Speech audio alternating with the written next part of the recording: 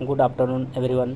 PC classes में आप सभी का स्वागत है एक और नई वीडियो में, जो आज आप लोगों के लिए लेकर के उपस्थित हुआ हूँ। बिहार पॉलिटेक्निक प्रवेश परीक्षा 2023। बिहार पॉलिटेक्निक प्रवेश परीक्षा 2023 के लिए जो भी स्टूडेंट्स एलिजिबल है, जो भी बिहार पॉलिटेक्निक एंट्रेंस एग्जामिनेशन 2023 के लिए फॉर्म भरे हैं और वो पॉलिटेक्निक में एडमिशन लेना चाहते हैं, बिहार पॉलिटेक्निक में एडमिशन लेना चाहते हैं, इसके लिए यह वीडियो बहुत ही ख़ास होने वाली है। क्योंकि आज हम देखेंगे बिहार पॉलिटेक्निक का जो है प्रीवियस ईयर क्वेश्चन पेपर, यानी मतलब आपका जो 2018 में जो आपका बिहार पॉलिटेक्निक का जो परीक्षा हुआ था, उसी का हम आज 30 जो है वो इम्पोर्टेंस क्वेश्चन को इस वीडियो में देखने वाले हैं, जो कि आपका फीस का होगा। आप सभी जानते हैं कि बिहार पॉलिटेक्निक में आपका 90 नंबर का एग्ज़ाम होता है, जो आपका 30 नंबर फिजिक्स, 30 नंबर केमिस्ट्री और 30 नंबर आपका क्या बोलते हैं मैथमेटिक्स। तो पीसीएम फिजिक्स से 30 क्वेश्चन, केमिस्ट्री से 30 और मैथमेटिक्स से 30 क्वेश्चन। तो आज हम लोग देखेंगे Bihar polytechnic previous year question paper, जो आपका 2018 में यह क्वेश्चन पेपर पूछा हुआ है। आप देख पा रहे हैं वीडियो में, ये आपका 2018 का प्रीवियस ईयर क्वेश्चन को इस वीडियो के माध्यम से हम लोग देखेंगे। जो आज हम लोग फिजिक्स का क्वेश्चन को, फिजिक्स का 30 क्वेश्चन को इस वीडियो में देखेंगे। इसके बाद फिर केमिस्ट्री का, फिर मैथमेटिक्स का, और इससे पहले आप लोग नहीं देखे हैं तो 2019 का भी प्रीवियस ईयर क्वेश्चन को अपलोड कर दिया गया इस चैनल पर। बिहार पॉलिटेक्निक जो प्रीवियस ईयर क्वेश्चन पेपर था 2019 का, फिजिक्स, केमिस्ट्री, मैथ का, तीनों का आपका इस चैनल पर अपलोड है। आज हम 2018 का प्रीवियस ईयर क्वेश्चन पेपर को फिजिक्स का इस वीडियो में देखने वाले हैं। चलिए तो स्टार्ट करते हैं। 30 इंपॉर्टेंस क्वेश्चन है फिजिक्स का, जो कि प्रीवियस ईयर से लिया गया है, जो कि बहुत ही इंपॉर्टेंस है। और आप जो भी students Bihar polytechnic entrance examination 2023 के लिए प्रिपरेशन कर रहे हैं, उसके लिए वीडियो बहुत ही यूजफुल होने वाला है। तो स्टार्ट करते हैं आज का ये वीडियो। आप देख पा रहे हैं, ये आपका मॉडल प्रश्न पत्र है, जो आपका सॉल्व पेपर है, जो आपका 2018 का है। तो इसमें आज हम फिजिक्स का पोर्शन को ले जाएंगे करेंगे, क्योंकि फिजिक्स का 30 क्वेश्चन को इस वीडियो में देखेंगे। इसके बाद फिर केमिस्ट्री का, फिर मैथमेटिक्स का भी वीडियो को अपलोड कर देंगे। चलिए तो स्टार्ट करते हैं आज का यह फर्स्ट क्वेश्चन आपका, जो आपका 1 नंबर से स्टार्ट होता है फिजिक्स का। उसके बाद 1 से 30 तक फिजिक्स का क्वेश्चन आता है। इसके बाद फिर 31 से लेकर के आपका 60 तक आपका केमिस्ट्री का होता है। फिर 61 से लेकर 90 तक आपका मैथमेटिक्स का क्वेश्चन होता है। तो चलिए स्टार्ट करते हैं। ये फर्स्ट क्वेश्चन आपका है, न्यूटन का गति का प्रथम नियम दर्शाता है। तो न्यूटन का जो गति का प्रथम नियम किसको दर्शाता है?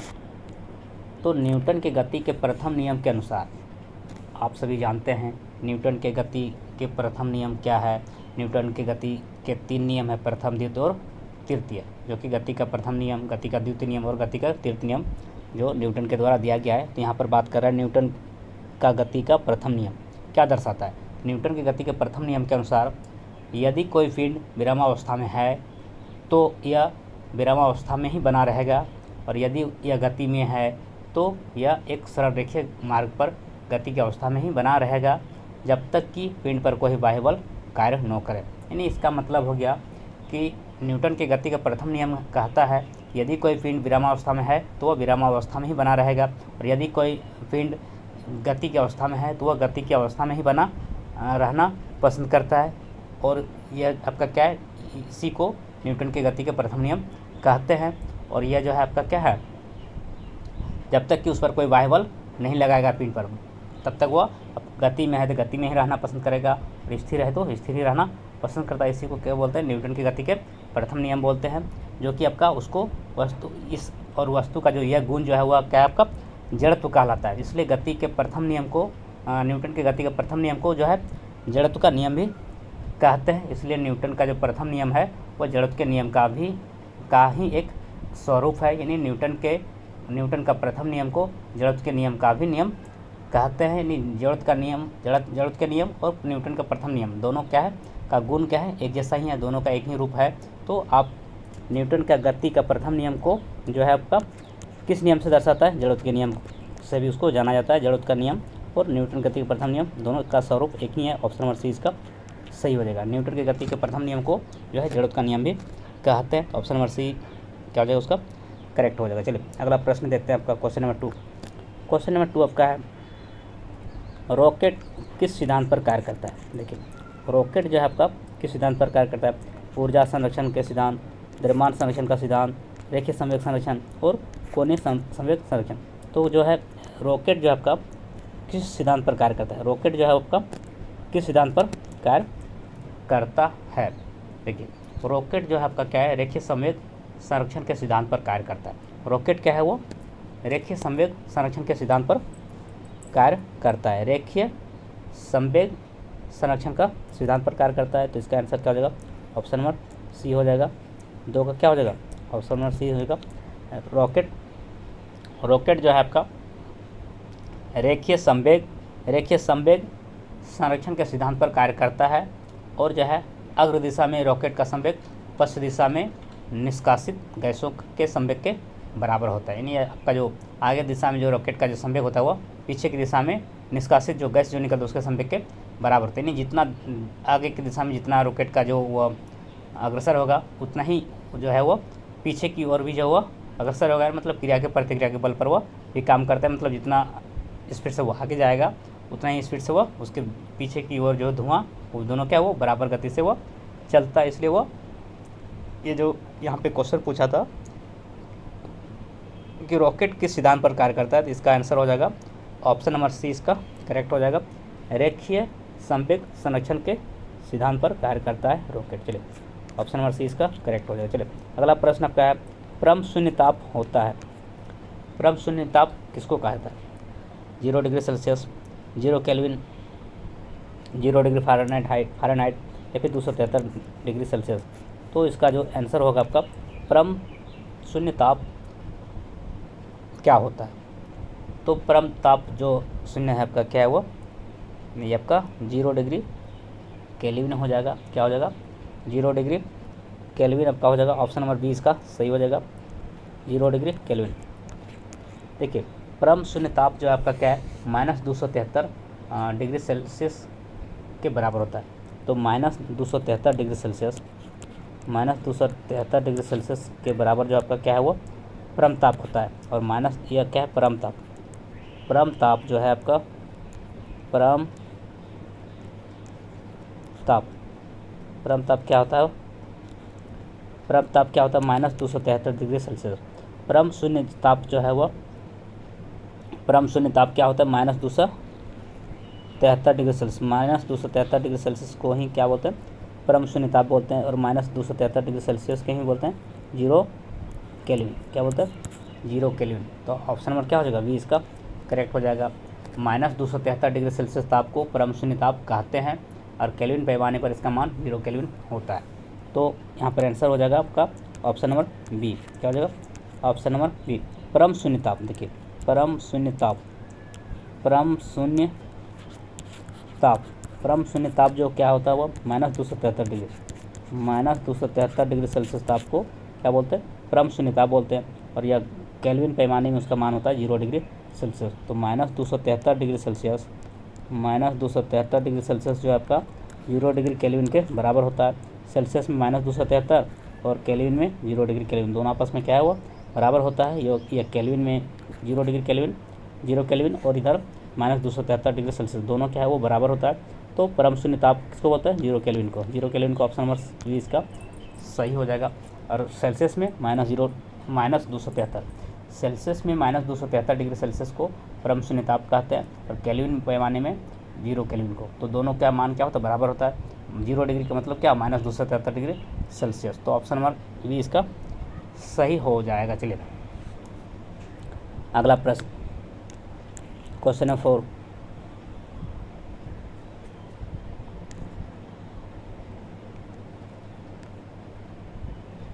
क्वेश्चन नंबर 4 आपका है, एक लिफ्ट का द्रव्यमान 500 kg है और लिफ्ट के केबल में तनाव क्या होगा जब यह 2 मीटर पर सेकेंड स्क्वायर के त्वरण से ऊपर की ओर जा रही है।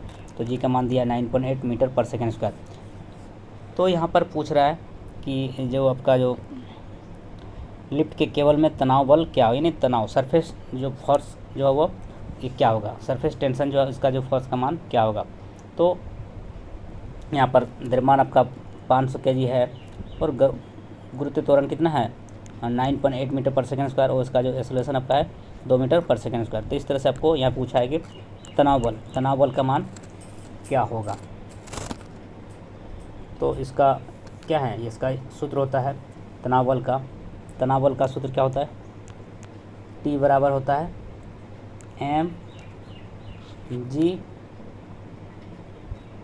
mg, ठीक है, m इंटू जी प्लस ए, क्या है m इंटू जी प्लस ए क्या होता है, इसका सूत्र होता है तनाव बल का जो सूत्र होता है T बराबर m into G plus A, m into G plus ए। तो m कितना आपका, m आपका है 500 है, m क्या है 500 और g कितना है 9.8, g कितना है 9.8 और a कितना है, a आपका है 2, a कितना है आपका 2, a आपका है 2, a आपका है 2। चलिए तो यहाँ पे आपका हो गया 500 और 9.8 और प्लस 2 कितना हो गया 11.8 हो गया। तो 11.8 को 5 से गुना करेंगे तो इसका मान आ जाएगा आपका 5900, कितना हो जाएगा 5900 न्यूटन, ये आपका आंसर हो जाएगा। तो यह सूत्र है तनाव बल का सूत्र होता है द्रव्यमान गुना गुरुत्व त्वरण प्लस त्वरण, यानी आपका T इक्वल टू फार्मूला होता है, इसको फार्मूला को याद रखेंगे, इस फार्मूला को याद रखेंगे और आपका यह क्वेश्चन बन जाएगा। जो आपका तनाव बल का मान होता है, सूत्र होता है तनाव बल का सूत्र होता है T equal to m into G plus A. m का मान 500 kg है और g का मान 9.8 है और a का मान कितना है 2। तो आप यहाँ पे मान रखेंगे 9.8 प्लस 2 कितना हो गया 11.8 और 11.8 को गुना करेंगे 5 से कितना हो जाएगा 5900 न्यूटन। तो 5900 न्यूटन किस में है, इसका जो आंसर होगा आपका ऑप्शन नंबर क्या हो जाएगा 4 का C हो जाएगा 5900 न्यूटन, आपका ऑप्शन नंबर C इसका करेक्ट हो जाएगा। इसके लिए एक फार्मूला याद रखेंगे, तनाव बल का सूत्र क्या होता है, सरफेस टेंशन के लिए सूत्र होता है m इंटू जी प्लस ए। आप इस पे मान रखेंगे, सबका मान दिया हुआ है, आपका आंसर आ जाएगा 5900 न्यूटन, ऑप्शन नंबर C इसका सही हो जाएगा। देखिए तनाव बल भी क्या है, तनाव भी क्या है एक प्रकार का बल ही है। चलिए तो ऑप्शन नंबर C इसका करेक्ट हो जाएगा। इसके लिए क्या फार्मूला बताया, T इक्वल टू तनाव बल का फार्मूला बताएं m इंटू जी प्लस ए। यहाँ पर मान रख दीजिएगा, m का मान है 500 और g का मान है 9.8 और a का मान है 2। तो इसको आप सॉल्व करेंगे तो आंसर आ जाएगा 59 न्यूटन, ऑप्शन नंबर C इसका करेक्ट हो जाएगा। चलिए अगला प्रश्न आपका, बस सूत्र याद रखेंगे सब बन जाएगा। सूत्र आसान है, आपको स्क्रीन में आप वीडियो को रोक के आप लिख लीजिएगा और आप आसानी से इसको आप समझ सकते हैं। जितना हो सकता है एक्सप्लेनेशन आपके लिए हम अच्छा से करने का कोशिश करते हैं ताकि आपको सभी क्वेश्चन के आंसर को अच्छा से समझ में आए। चलिए 5 नंबर क्वेश्चन आपका है, फिर भी दिक्कत हो तो आप कमेंट करेंगे, आपको हम फिर से एक्सप्लेन करने का प्रयास करेंगे या फिर वीडियो को बार बार देख के आप इसको कॉन्सेप्ट को सही कर सकते हैं। देखिए 5 नंबर क्वेश्चन आपका है, एक पिंड का आवेश -18 माइक्रोकूलम है, इसमें अतिरिक्त इलेक्ट्रॉनों की संख्या क्या होगी। देखिए एक पिंड का जो आवेश है -18 माइक्रोकूलम है, तो इस पर जो आपका क्या बोलते हैं अतिरिक्त इलेक्ट्रॉनों की संख्या क्या होगा। तो आप जानते हैं कि एक फार्मूला है आपका, जो आवेश का जो क्वांटमीकरण का सिद्धांत है आपका क्लास 12 में है आपका, यहाँ पर आपका एक फार्मूला होता है। तो क्या होता है,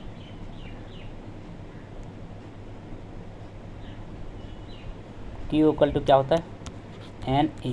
ये आपका क्या है, आवेश का क्वांटमीकरण का जो सिद्धांत है आपका क्लास 12 में है आपका, ये फार्मूला है Q इक्वल टू क्या होता है N इंटू ई। N क्या है संख्या है और E क्या है इलेक्ट्रॉन।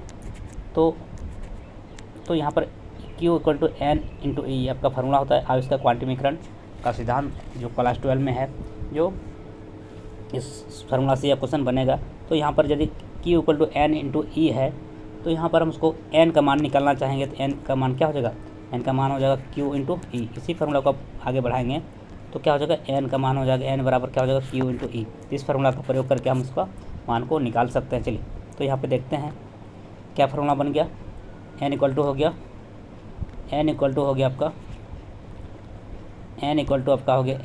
टू हो गया आपका Q अपन ई।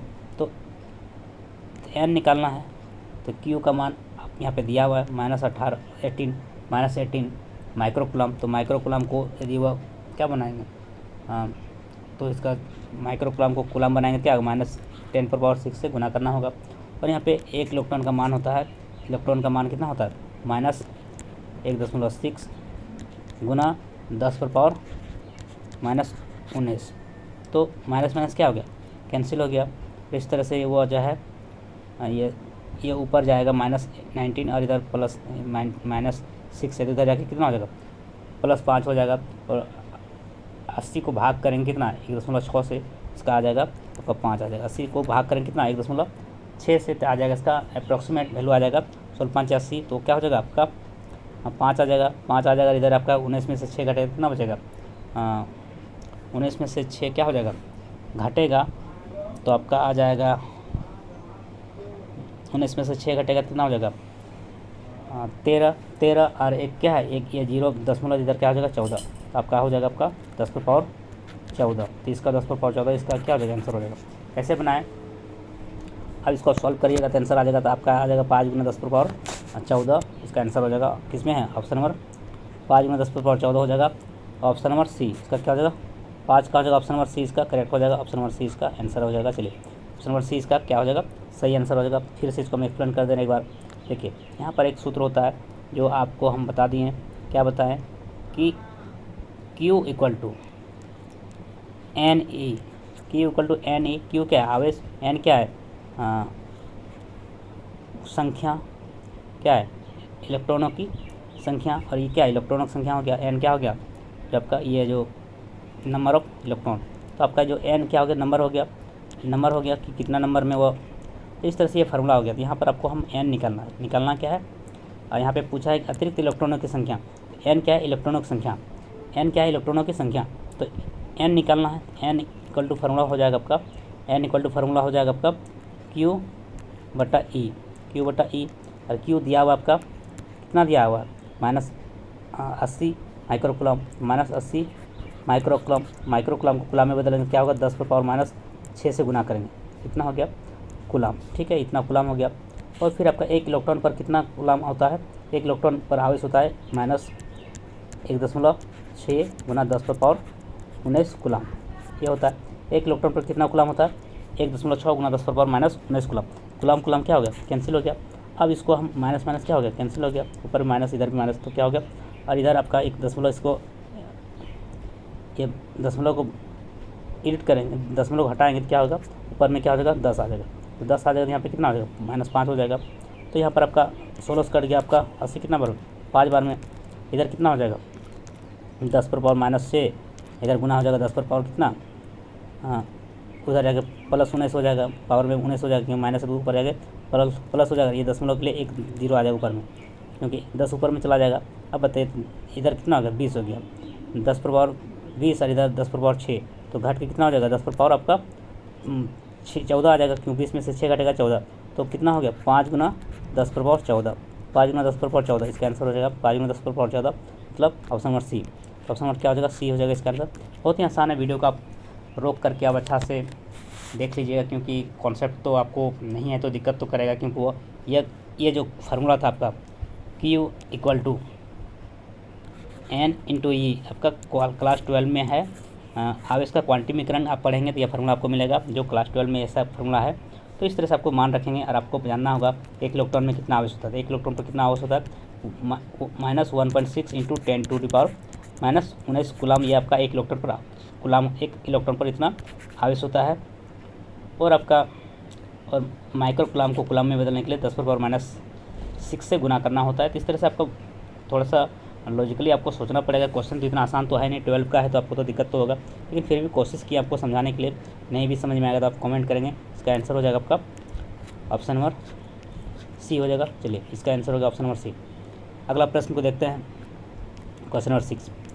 क्वेश्चन नंबर 6 आपका क्या है, एक प्रकाश किरण की आवृत्ति 6 × 10⁻14 हर्ट्ज है, और जब यह 1.5 अपवर्तनांक के माध्यम में संचरण करती है तब इसकी आवृत्ति क्या होगी।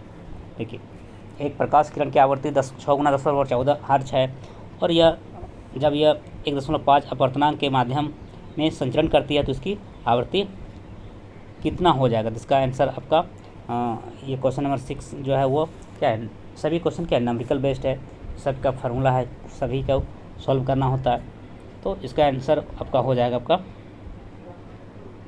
इसका जो आंसर होगा आपका 6 × 10⁻14 हर्ट्ज। तो ऑप्शन नंबर किसमें है 6 × 10⁻14 हर्ट्ज, आपका ऑप्शन नंबर क्या ए हो जाएगा।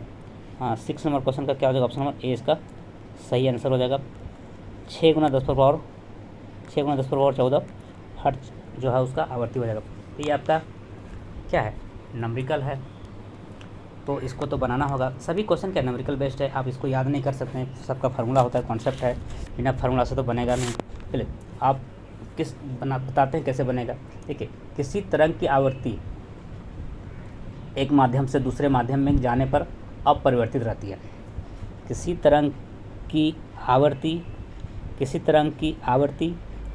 एक माध्यम से दूसरे माध्यम में जाने पर अपरिवर्तित रहती है। तो इसका जो आवृत्ति जो आपका क्या है v इक्वल टू क्या हो जाएगा, v डैश जो आपका v के बराबर हो जाएगा। v आवृत्ति को किससे सूचित करते हैं, v से। आवृत्ति किससे सूचित करते हैं, v से। तो v डैश जो v के बराबर हो जाएगा, जो कि दोनों आपस में क्या है बराबर हो जाएगा। क्यों कि 6 × 10⁻14 हर्ट्ज, ये आपका क्या हो जाएगा आंसर हो जाएगा। क्यों हो जाएगा अभी हम आपको बताएं, क्या बताएं, अभी हम आपको बताएं कि किसी तरंग की आवृत्ति एक माध्यम से दूसरे माध्यम में जाने पर अपरिवर्तित रहती है। तो प्रकाश की किरण की आवृत्ति कितना है 6 × 10⁻14 हर्ट्ज, 6 × 10⁻14 हर्ट्ज। तो वह क्या कर रहा है, वह इतना अपवर्तनांक के माध्यम से संचरण करती है। तो एक माध्यम से दूसरे माध्यम में जाने पर आवृत्ति में कोई तरह का परिवर्तन नहीं होता है, जितना है वह उतना ही रहेगा। तो आपका क्या हो जाएगा, तो 6 × 10⁻14 हर्ट्ज ही होगा। तो ऑप्शन नंबर क्या हो जाएगा, इसका ए सही हो जाएगा। 6 × 10⁻14 हर्ट्ज, ऑप्शन नंबर ए इसका करेक्ट हो जाएगा। क्यों कि किसी तरंग की आवृत्ति एक माध्यम से दूसरे माध्यम में जाने पर अपरिवर्तित रहती है, मतलब बदलता नहीं है। तो यहाँ पर लिखा हुआ है आवृत्ति कितना दिया हुआ है 6 × 10⁻14 हर्ट्ज। तो आपका इसका आवृत्ति कितना हो जाएगा, दूसरे माध्यम में जाने पर भी उतना ही रहेगा, क्योंकि आवृत्ति में एक माध्यम से दूसरे माध्यम में जाने पर आवृत्ति में कोई तरह का परिवर्तन नहीं होता है। तो इसलिए इसका आंसर हो गया ऑप्शन नंबर ए। क्योंकि v इक्वल टू दिया हुआ है, v इक्वल टू कितना दिया है, आवृत्ति दिया है 6 × 10⁻14 हर्ट्ज। आपको नया वाला आवृत्ति पता है, तो v डैश जो है आपका क्या है न्यू वाला आवृत्ति है, जो एक माध्यम से दूसरे माध्यम में जाने के बाद। तो v डैश जो है वो v के बराबर हो जाएगा, दोनों आपस में बराबर होगा, क्योंकि एक माध्यम से दूसरे माध्यम में जाने पर आवृत्ति में कोई तरह का परिवर्तन नहीं होता है। तो v डैश और v के आपस में बराबर हो जाएगा, तो उतना ही हो जाएगा 6 × 10⁻14 हर्ट्ज ही होगा इसका आंसर। तो ऑप्शन नंबर ए इसका सही हो जाएगा। चलिए अगला प्रश्न, अब क्वेश्चन नंबर 7 को देखते हैं। क्वेश्चन नंबर 7 आपका है एक 60 वाट के बल्ब में 0.5 एम्पियर की धारा बहती है और 1 घंटे में इससे गुजरने वाला कुल आवेश कितना होगा। देखिए यहाँ पर आवेश का सूत्र जानना होगा, यहाँ पर क्या होगा आवेश का सूत्र जानना होगा। देखिए तो आप जानते हैं, क्या जानते हैं, नहीं जानते तो जान लीजिए।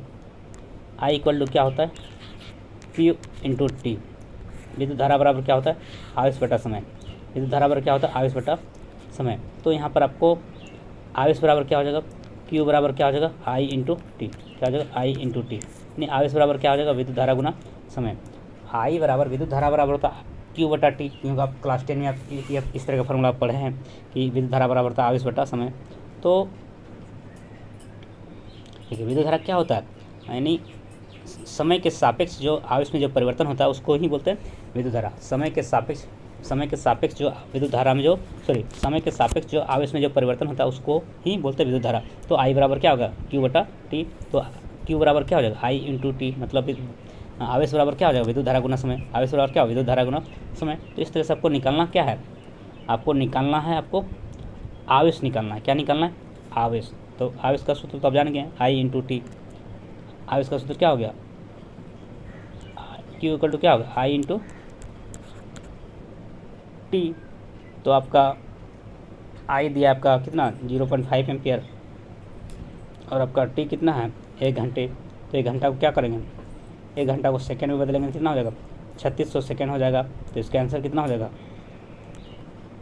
0.5 एम्पियर आपका विद्युत धारा है और समय कितना है 1 घंटा, 1 घंटा को सेकंड में बदलेंगे कितना हो जाएगा 3600 सेकंड हो जाएगा।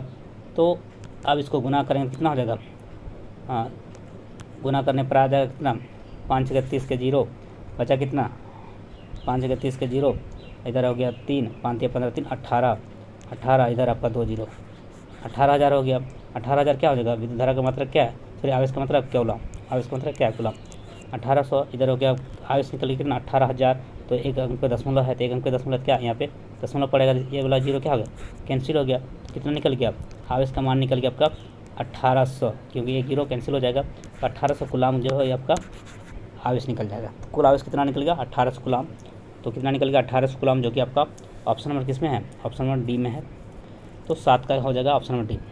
तो बहुत आसान है, तो इसका आंसर होगा ऑप्शन नंबर डी 1800 कूलम। चलिए ये आंसर हो गया 1800 कूलम, आंसर हो गया 1800 कूलम, ऑप्शन नंबर डी इसका सही हो जाएगा, क्योंकि इसका सूत्र होता है, आवेश का सूत्र क्या होता है, I × T।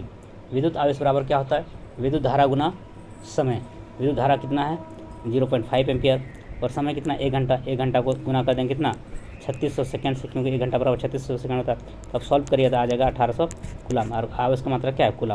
तो ऑप्शन नंबर क्या हो जाएगा 1800 कूलम, आंसर हो गया option number B, sorry option number D इसका करेक्ट हो जाएगा।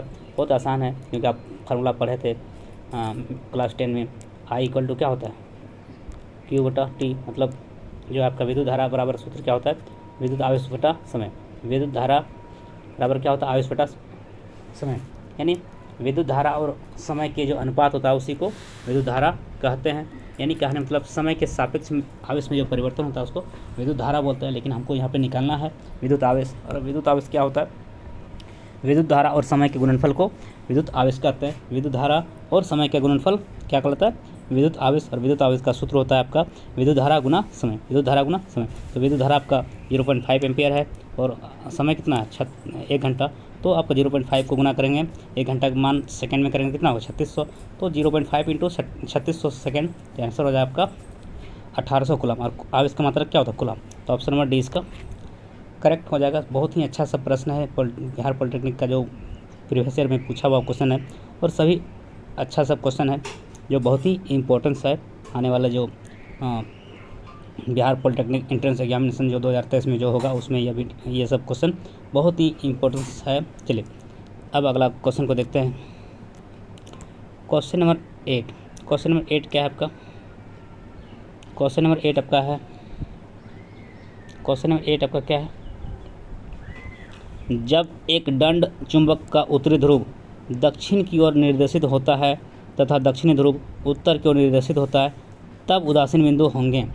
देखिए, जब एक दंड चुंबक का उत्तरी ध्रुव दक्षिण की ओर निर्देशित होता है तथा दक्षिणी ध्रुव उत्तर की ओर निर्देशित होता है, तब उदासीन बिंदु होगा।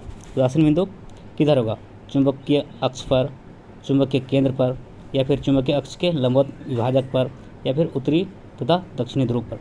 तो इसका जो आंसर होगा आपका क्या हो जाएगा, देखिए, जब एक दंड चुंबक का उत्तरी ध्रुव दक्षिण की ओर विक्षेपित होता है तो शून्य विक्षेप स्थिति होता है और चुंबकीय अक्ष पर प्राप्त होती है, और चुंबक क्या हुआ, चुंबकीय अक्ष पर प्राप्त होती है। तो इस तरह से आंसर क्या हो जाएगा, ऑप्शन नंबर ए इसका सही हो जाएगा, चुंबकीय अक्ष पर।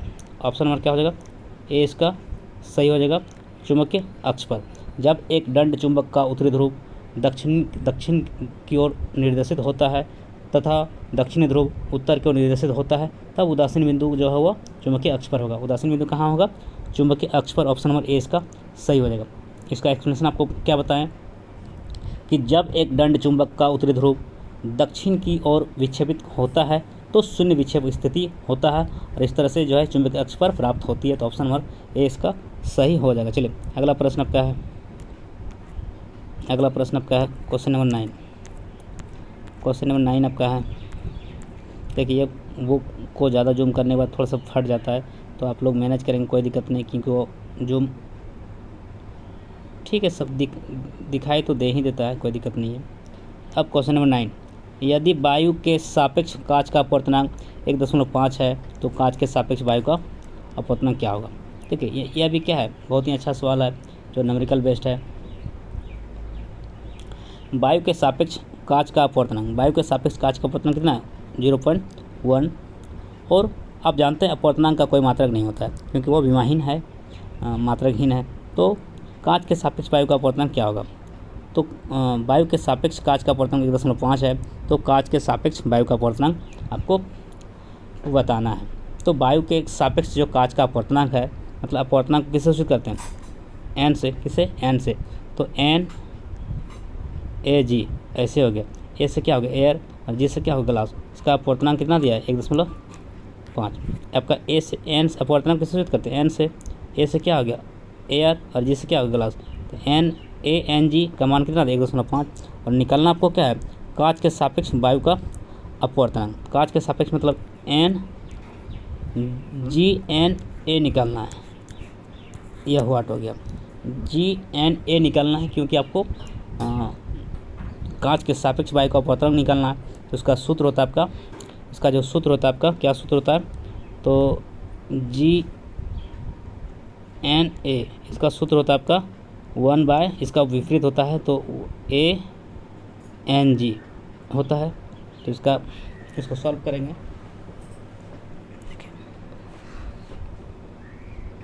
क्या बताएं? यहाँ पर आपको दिया हुआ है, देखिए, वायु के सापेक्ष कांच का अपवर्तनांक, मतलब वायु को ए से रिप्रेजेंट करते हैं, और एन ए, देखिए थोड़ा सा छोटा करके लिखते हैं, ए इधर एन जी। ये आपका दिया हुआ है कितना? 1.5। एन से हो गया अपवर्तनांक, ए से हो गया वायु, और इधर हो गया जी से ग्लास। ए से एयर और जी से ग्लास। तो वायु के सापेक्ष कांच का अपवर्तनांक 1.5 दिया हुआ है, और आपको निकालने बोल रहा है जी, यानी कांच के सापेक्ष। कांच के सापेक्ष जो है आपका वायु का अपवर्तनांक निकालना है, मतलब जी एन ए निकालना है। यह वाट हो गया। तो इसके लिए फार्मूला होता है कांच के सापेक्ष वायु का अपवर्तनांक। कांच के सापेक्ष जो आपका वायु का अपवर्तनांक का सूत्र होता है 1/, आपका जो है वायु के सापेक्ष जो है कांच का अपवर्तनांक, यानी जो आपका कांच के सापेक्ष वायु का अपवर्तनांक होता है 1/, वायु के सापेक्ष कांच का अपवर्तनांक, मतलब 1/, ये क्या है? वायु के सापेक्ष कांच का अपवर्तनांक कितना? 1.5। तो इसको आप दशमलव को हटाएंगे। दशमलव को जब हटाएंगे तो यहाँ पे क्या हो जाएगा? ऊपर में क्या होगा? 10 लिखेंगे। कितना ऊपर में? 10, और नीचे कितना लिखेंगे? 15। क्यों? दशमलव को क्या करते हैं? हटा दिए। तो इसको जब कैंसिल करेंगे तो पाई से कटाएंगे 3 बार में 15, और पाई से काटेंगे 10 तो कितना? 2 बार में 2/3। तो इसका आंसर हो जाएगा आपका 2/3। इसका आंसर जो हो जाएगा 2/3, जो कि आपका क्या है? ऑप्शन नंबर बी में आंसर है। तो इसका जो आंसर निकल गया आपका कांच के सापेक्ष वायु का अपवर्तनांक, तो हो गया 2/3। कांच के सापेक्ष वायु का अपवर्तनांक हो गया आपका 2/3, जबकि जी एन ए जो मान निकल गया 2/3, आपका क्या हो गया? देखिए, वायु के सापेक्ष जो कांच का अपवर्तनांक दिया हुआ है 1.5, और निकालना है कांच के सापेक्ष वायु का अपवर्तनांक, तो उसका जो है क्या हुआ? विपरीत होता है। तो 1/, ऐसे हो गया, तो इसका मान आ गया 2/3। तो 2/3 किस में? ऑप्शन नंबर बी में सही है। तो 2/3 क्या? Option number B. अब वीडियो को रोक के आप अच्छा से लिख लीजिए, या फिर स्क्रीनशॉट ले लीजिएगा, क्योंकि समझने में आप लोगों को दिक्कत हो सकता है, क्योंकि स्क्रीन में लिखना थोड़ा सा मुश्किल होता है। तो ऑप्शन नंबर क्या हो जाएगा? बी इसका आंसर हो गया, क्योंकि आप सभी जानते हैं वायु के सापेक्ष कांच का अपवर्तनांक दिया हुआ 1.5, और कांच के सापेक्ष वायु का अपवर्तनांक निकालना है। तो कांच के सापेक्ष वायु का अपवर्तनांक का सूत्र होता है 1/, वायु के सापेक्ष कांच का अपवर्तनांक। तो इस तरह से आंसर हो जाएगा आपका 2/3। सीधा आंसर हो जाएगा, ऑप्शन नंबर बी इसका करेक्ट हो जाएगा। चलिए देखिए, इसको आप लैंग्वेज बेस में बना देते हैं, आपको सिंबॉलिक नहीं समझ में आया होगा। तो कांच के वायु के सापेक्ष कांच का अपवर्तनांक दिया हुआ है, आपको पूछा है कितना? कांच के सापेक्ष। तो इसका क्या होता है? इसका विपरीत होता है। तो कांच के सापेक्ष वायु का अपवर्तनांक हो जाएगा आपका कांच के सापेक्ष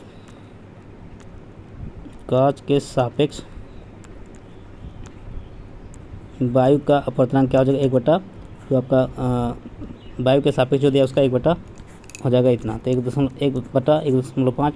इसको जब सॉल्व करिए तो क्या होगा? दशमलव हटाएंगे, क्या ऊपर में 10 लिखेंगे, और नीचे कितना हो जाएगा? 15।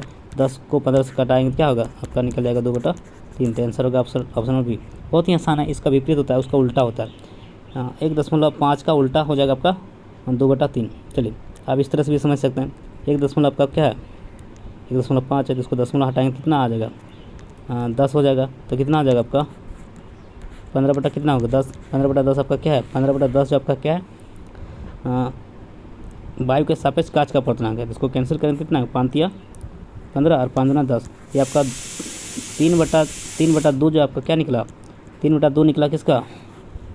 वायु के सापेक्ष कांच का अपवर्तनांक, तो इसका उल्टा हो जाएगा कांच के सापेक्ष वायु का अपवर्तनांक। तो 3/2 का उल्टा क्या हो जाएगा? 2/3। इसलिए ऑप्शन नंबर क्या हो जाएगा? बी हो जाएगा 2/3। बहुत ही आसान है। देखिए देखिए और एक बार समझा देते हैं। 1 क्या है 5, 1.5 को हम लिख सकते हैं 1.5 को हम लिख सकते हैं 3/2।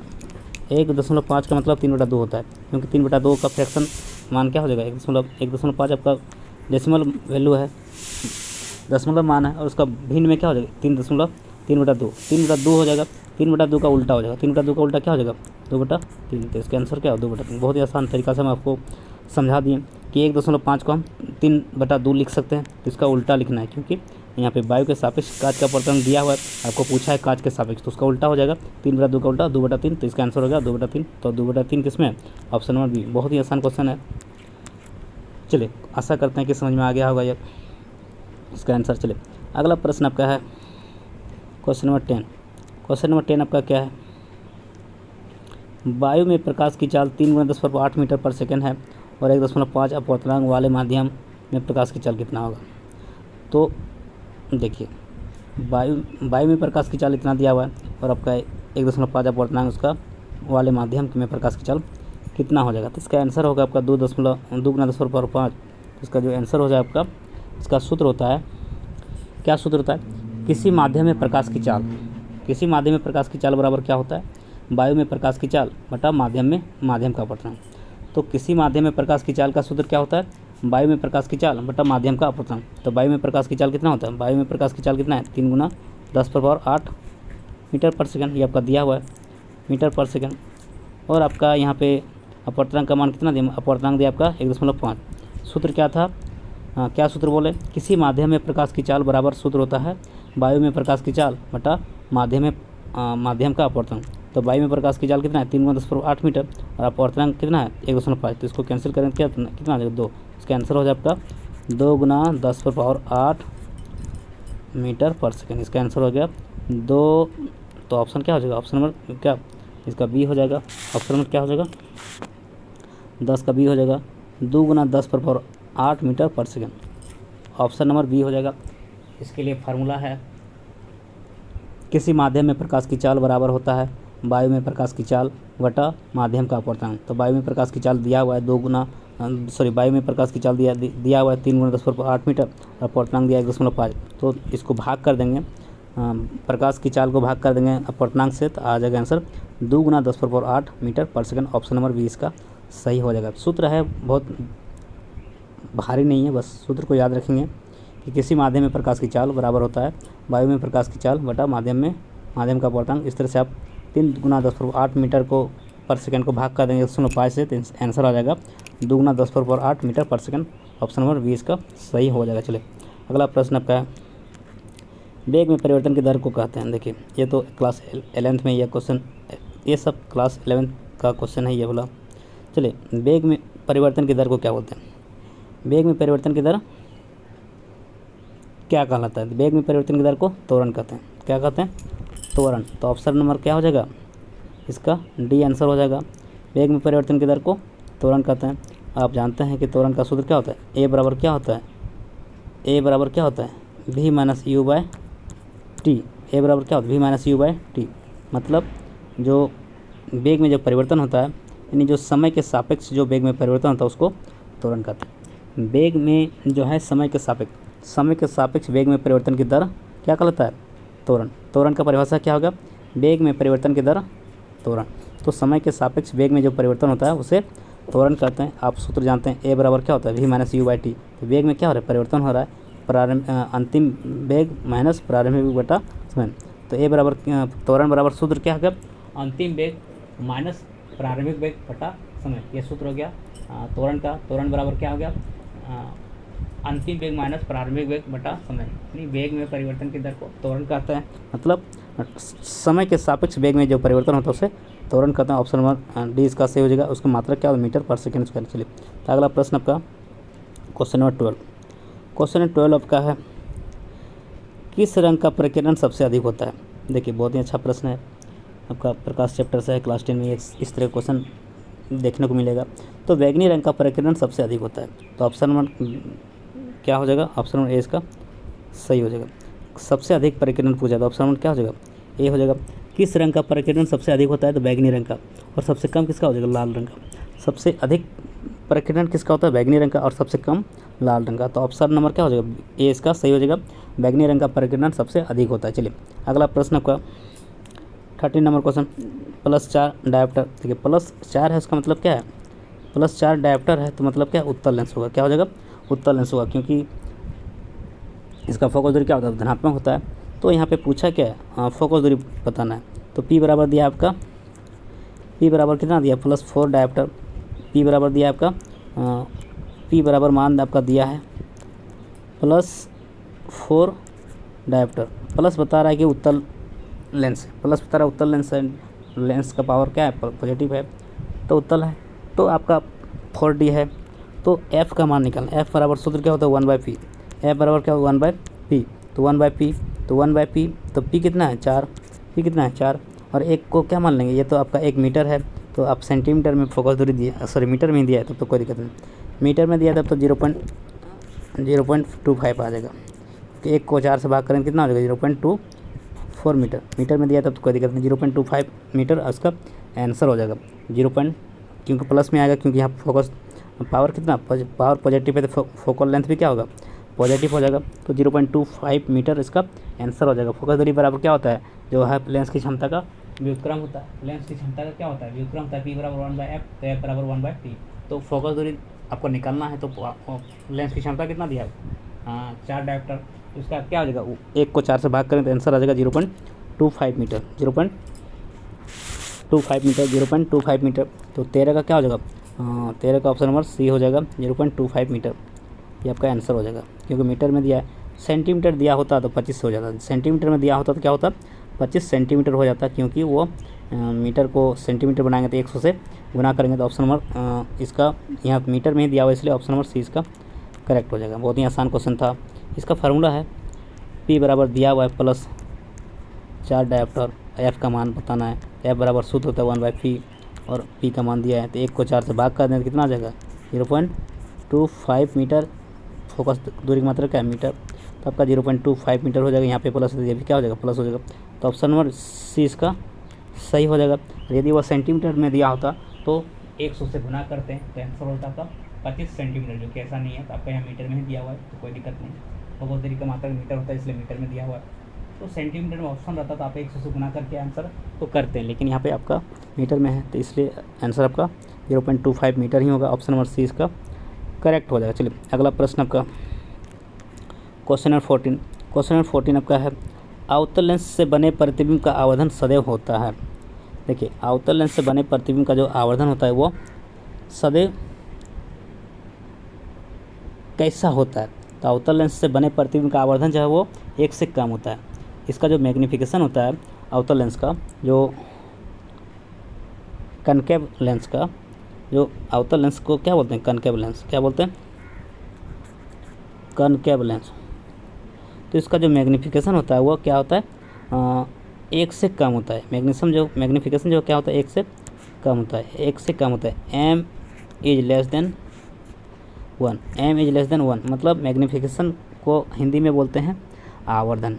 मैग्नीफिकेशन को m से रिप्रेजेंट करते हैं और हिंदी में आवर्धन बोलते हैं मैग्नीफिकेशन को।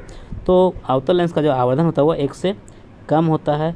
m इज लेस देन 1, तो आंसर किस में हो जाएगा? 1 से कम। 1 से कम किस में है? तो 1 से कम आपका ऑप्शन नंबर ए इसका हो जाएगा सही। 14 का क्या हो जाएगा? ए। चलिए यहाँ पर इसका आंसर हो जाएगा 1 से कम, क्योंकि आप जानते हैं कि इसका नेगेटिव होता है। अवतल में क्या होता है? नेगेटिव होता है। अवतल में क्या होता है? नेगेटिव होता है। नेगेटिव होता है तो क्या होता है? 1 से कम हो जाएगा। नेगेटिव होता क्या होगा? 1 से कम हो जाएगा। और पॉजिटिव होगा तो क्या होगा? 1 से बड़ा हो जाएगा। तो अवतल लेंस से बने प्रतिबिंब का आवर्धन 1 से कम होता है, और उत्तल लेंस में बने प्रतिबिंब का उत्तल लेंस से बने प्रतिबिंब का आवर्धन जो 1 से अधिक होता है, क्योंकि इसका कन्वेक्स में क्या होता है? m जो है इज ग्रेटर देन 1 होता है। तो इस तरह से आपका क्वेश्चन को पूछ सकता है कि यहाँ पे पूछा है अवतल लेंस क्या है? अवतल लेंस में तो क्या होगा? अवतल लेंस का नेगेटिव होता है, इसके कारण वो 1 से कम हो जाएगा। तो ऑप्शन नंबर क्या हो जाएगा? ए इसका सही हो जाएगा। 14 का क्या हो जाएगा? ए हो जाएगा।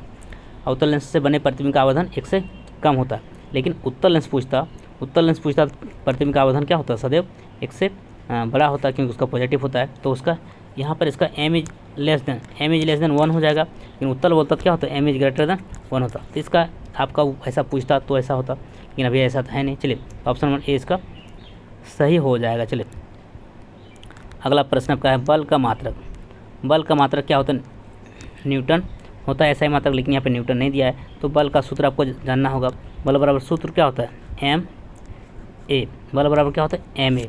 द्रव्यमान गुना त्वरण, द्रव्यमान गुना त्वरण। द्रव्यमान का मतलब क्या होता है, केजी, और त्वरण का मतलब क्या, मीटर पर सेकेंड स्क्वायर। तो क्या होगा इसका मात्रक, क्या हो जाएगा, KG metre second inverse 2। KG metre second inverse 2, जो आपका जो त्वरण का मात्रक मीटर पर सेकेंड स्क्वायर होता है और द्रव्यमान का केजी होता है, केजी मीटर पर सेकेंड स्क्वायर। तो ऊपर में जाएगा क्या होगा, इन्वर्स में चला जाएगा, नेगेटिव पावर में हो जाएगा। तो ऑप्शन नंबर किस में है, केजी मीटर पर पावर, केजी मीटर और सेकेंड पर पावर -2। तो इसका आंसर हो जाएगा आपका केजी मीटर। ऑप्शन ए इसका सही हो जाएगा।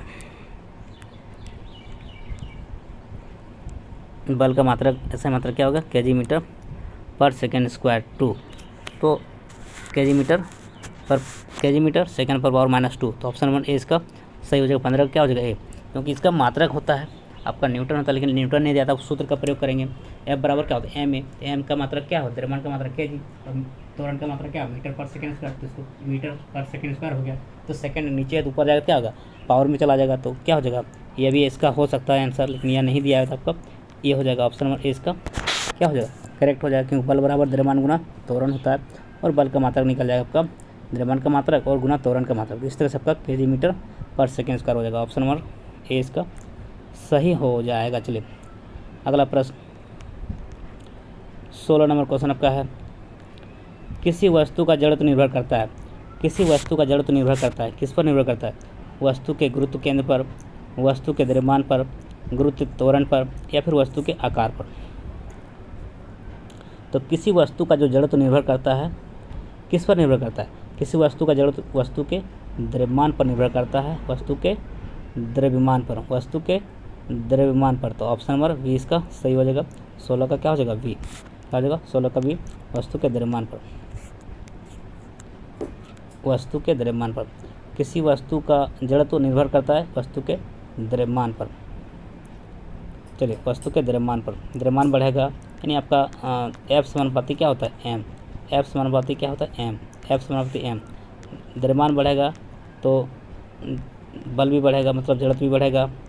जो है आई समानुपाती क्या होता है, आई समानुपाती एम। आई समानुपाती एम, आई समानुपाती M. Inertia proportional to mass, मतलब जड़त्व बढ़ेगा तो द्रव्यमान बढ़ेगा, द्रव्यमान घटेगा तो जड़त्व घटेगा। तो किसी वस्तु का जड़त्व निर्भर करता है किस पर, वस्तु के द्रव्यमान पर। तो आपका ऑप्शन बी इसका सही हो जाएगा। चलिए अगला प्रश्न 17 नंबर क्वेश्चन, यदि गति करने के लिए स्वतंत्र 1 केजी द्रव्यमान की किसी वस्तु पर 1 न्यूटन बल लगाया जाए तो वह गति करेगी। देखिए यदि गति करने के लिए स्वतंत्र 1 केजी द्रव्यमान की किसी वस्तु पर 1 न्यूटन बल लगाया जाए तो वह गति करेगी। देखिए बल बराबर आपका सूत्र होता है, बल बराबर सूत्र होता है एम ए, मतलब द्रव्यमान गुना त्वरण। बल बराबर क्या होता है, द्रव्यमान गुना त्वरण। तो एफ बराबर क्या हो गया, M A. F for force, M for mass, और ए फॉर एक्सेलरेशन। तो फोर्स इक्वल टू हो जाएगा mass upon mass into acceleration. तो आपका F equal to M A हो गया। तो यहाँ पर आपका पूछ रहा है क्या, तो वह गति करेगी, मतलब त्वरण। क्या है, त्वरण। तो त्वरण इसका पूछ रहा है, त्वरण पूछ रहा है। तो ए बराबर फार्मूला क्या हो जाएगा, ए बराबर फार्मूला हो जाएगा एफ बटा एम, एफ बटा एम, एफ बटा एम।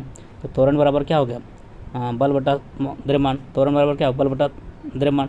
बल आपका कितना दिया, बल आपका दिया 1, बल दिया 1, और द्रव्यमान भी क्या दिया 1, 1 क्या हो गया, 1 हो गया। तो 1 मीटर पर सेकेंड स्क्वायर इसका आंसर हो जाएगा। त्वरण का मात्रा क्या, मीटर पर सेकेंड स्क्वायर। 1 मीटर पर सेकेंड स्क्वायर इसका आंसर हो जाएगा। तो मीटर पर सेकेंड स्क्वायर को इन्वर्स में दिया है, क्या हो जाएगा 1 मीटर पावर में 2। इस तरह हम लिख सकते हैं 1 मीटर पर सेकेंड स्क्वायर को 1 मीटर पर पावर सेकेंड पर पावर -2। तो ऑप्शन नंबर किस में है, 1 मीटर, और आपका त्वरण से चलेगा तो ऑप्शन नंबर क्या हो जाएगा, सी सही हो जाएगा। यहाँ पर आंसर हो जाएगा वो त्वरण निकालना था, तो ऑप्शन नंबर क्या हो जाएगा, सी इसका करेक्ट हो जाएगा। 1 मीटर जो है सेकेंड पर पावर -2 मतलब 1 मीटर पर सेकेंड स्क्वायर, 1 मीटर पर सेकेंड स्क्वायर के त्वरण से चलेगा, 1 मीटर पर सेकेंड स्क्वायर के त्वरण से चलेगा, क्योंकि आपको त्वरण ही निकालना था। और त्वरण बराबर क्या होता है, बल बटा द्रव्यमान। त्वरण बराबर क्या होता है, बल बटा द्रव्यमान। बल आपका 1 दिया है, त्वरण भी क्या 1, तो 1 1 क्या होगा, 1 ही होगा। तो त्वरण का मात्रा क्या, मीटर पर सेकेंड स्क्वायर, तो 1 मीटर पर सेकेंड स्क्वायर के त्वरण से जो है गति करेगा। ऑप्शन नंबर सी इसका करेक्ट हो जाएगा। चलिए अगला प्रश्न आपका 18 नंबर क्वेश्चन। जी का अर्थ है, जी का अर्थ क्या है, पृथ्वी का आकर्षण बल। जी मतलब क्या है, ग्रेविटी। जी क्या है, ग्रेविटी। पृथ्वी का जो गुरुत्वीय त्वरण होता है उसको जी बोलते हैं। तो जी का अर्थ क्या है, देखिए स्वतंत्र रूप से गिरती हुई वस्तु के त्वरण को जी से प्रदर्शित करते हैं। यह जो जी है आपका है ग्रेविटी, जो गुरुत्वीय त्वरण स्वतंत्र रूप से गिरती हुई वस्तु के त्वरण को जी से प्रदर्शित करते हैं। तो इसका जी क्या है, पृथ्वी का आकर्षण बल, गुरुत्व या फिर गुरुत्वाकर्षण बल या स्वतंत्र रूप से गिरती हुई वस्तु का त्वरण। तो ऑप्शन नंबर बी इसका सही हो जाएगा। ऑप्शन नंबर डी हो जाएगा। जी का अर्थ क्या है, स्वतंत्र रूप से गिरती हुई वस्तु का त्वरण है। जी क्या है, जिसका मान होता है 9.8 मीटर पर सेकेंड स्क्वायर। जी का मान क्या होता है, वैल्यू होता है, जी का वैल्यू होता है 9.8 मीटर पर सेकेंड स्क्वायर। और यह जी है क्या, जी का मीनिंग क्या है, जी का अर्थ क्या है, तो स्वतंत्र रूप से गिरती हुई वस्तु का त्वरण है जी। चलिए ऑप्शन नंबर डी इसका सही हो जाएगा। चलिए अगला प्रश्न आपका क्वेश्चन नंबर 19। क्वेश्चन नंबर 19 आपका क्या है, चंद्रमा का द्रव्यमान। चंद्रमा का द्रव्यमान पृथ्वी के द्रव्यमान का लगभग 1/81 है। चंद्रमा का द्रव्यमान पृथ्वी के द्रव्यमान का लगभग 1/81 है। यदि चंद्रमा पर पृथ्वी का गुरुत्वाकर्षण बल F हो, यदि चंद्रमा पर पृथ्वी का गुरुत्वाकर्षण बल F हो, तो पृथ्वी पर चंद्रमा का गुरुत्वाकर्षण बल होगा। देखिए चंद्रमा का द्रव्यमान जो है पृथ्वी के द्रव्यमान का लगभग 1/81 है, ठीक है, यह दिया हुआ है। तो यदि चंद्रमा पर पृथ्वी का गुरुत्वाकर्षण बल F है, ठीक है, F है, तो पृथ्वी पर चंद्रमा का गुरुत्वाकर्षण बल क्या होगा, F/81 F या फिर 9/F या फिर 81 F। तो यह जो आंसर होगा आपका क्या हो जाएगा, क्वेश्चन नंबर 19 का आंसर जो हो जाएगा आपका, देखिए ये जो क्या हो जाएगा F/81, क्या हो जाएगा F/81 मतलब F/81 का मतलब हो गया ऑप्शन नंबर ए, F/81 उसका आंसर होगा। देखिए यहाँ पर होता क्या है, इसके लिए एक सूत्र होता है, इसके लिए क्या है, एक सूत्र होता है पृथ्वी का जो गुरुत्वाकर्षण बल के लिए जो सूत्र होता है, पृथ्वी के गुरुत्वाकर्षण बल के लिए जो सूत्र होता है F बराबर क्या होता है, जी बड़ी M गुना छोटी m बटा R स्क्वायर। ये आपका पृथ्वी का गुरुत्वाकर्षण का सूत्र है। जी क्या है, गुरुत्वाकर्षण नियतांक, M क्या है, पृथ्वी का द्रव्यमान, और M क्या है, वस्तु का द्रव्यमान, और R क्या है, पृथ्वी और जो वस्तु के द्रव्यमान, पृथ्वी और वस्तु के बीच की दूरी। तो F बराबर होता है, गुरुत्वाकर्षण बल का सूत्र होता है जी बड़ी M इंटू छोटी m बटा R स्क्वायर, ये सूत्र होता है। तो यहाँ पर आपका ये जो सूत्र होता है, यहाँ पे लिखा हुआ, स्पष्ट लिखा हुआ कि चंद्रमा का पृथ्वी का द्रव्यमान, बड़ी M क्या होगा, पृथ्वी का द्रव्यमान, और छोटी m क्या हो गया, चंद्रमा का द्रव्यमान।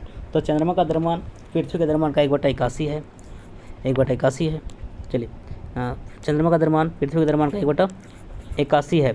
यदि चंद्रमा का द्रव्यमान क्या है, पृथ्वी के गुरुत्वाकर्षण बल का गुरुत्वाकर्षण बल F हो, यानी यदि चंद्रमा पर पृथ्वी का गुरुत्वाकर्षण बल क्या F हो, तो पृथ्वी पर चंद्रमा का गुरुत्वाकर्षण बल कितना होगा, तो जितना वहाँ पर होगा, जितना चंद्रमा पर जो है द्रव्यमान होगा, नहीं पृथ्वी का द्रव्यमान का 1/81 है, तो इसका पृथ्वी पर गुरुत्वाकर्षण बल क्या है, F है। तो चंद्रमा पर गुरुत्वाकर्षण बल कितना हो जाएगा इसका, F/81। इसका इसी को F है क्या, पृथ्वी पर F है, तो चंद्रमा पर क्या हो जाएगा, F/81। इसका आंसर होगा F/81 मतलब ऑप्शन ए, क्योंकि जितना चंद्रमा का द्रव्यमान पृथ्वी के द्रव्यमान का 1/81 है, और चंद्रमा का द्रव्यमान जो है चंद्रमा पर पृथ्वी का गुरुत्वाकर्षण बल जो F है, तो पृथ्वी पर चंद्रमा का गुरुत्वाकर्षण बल कितना हो जाएगा, तो इसका आंसर कितना हो जाएगा, इसका आंसर हो जाएगा F/81। ऑप्शन नंबर ए इसका सही हो जाएगा, ऑप्शन ए, क्योंकि जितना होगा उतना ही वो इसका अनुपात हो जाएगा। तो F हुआ तो इसका F/81 हो जाएगा, क्योंकि यहाँ 1/81 है, 1/81 तो F/81 हो जाएगा। ऑप्शन नंबर ए इसका करेक्ट हो। ये फार्मूला इसका है गुरुत्वाकर्षण बल का, एफ इक्वल टू क्या हो गया, F equal to G into बड़ी एम इंटू छोटी एम बटा आर स्क्वायर।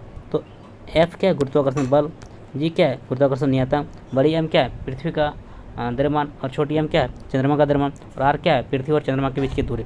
इस तरह का सूत्र में आप उसको रखेंगे, आंसर आ जाएगा F/81। तो ऑप्शन नंबर ए इसका करेक्ट हो, जितना है उसी को यहाँ पे रख देंगे, आंसर आ जाएगा। चलिए अगला प्रश्न को देखते हैं। किसी वस्तु की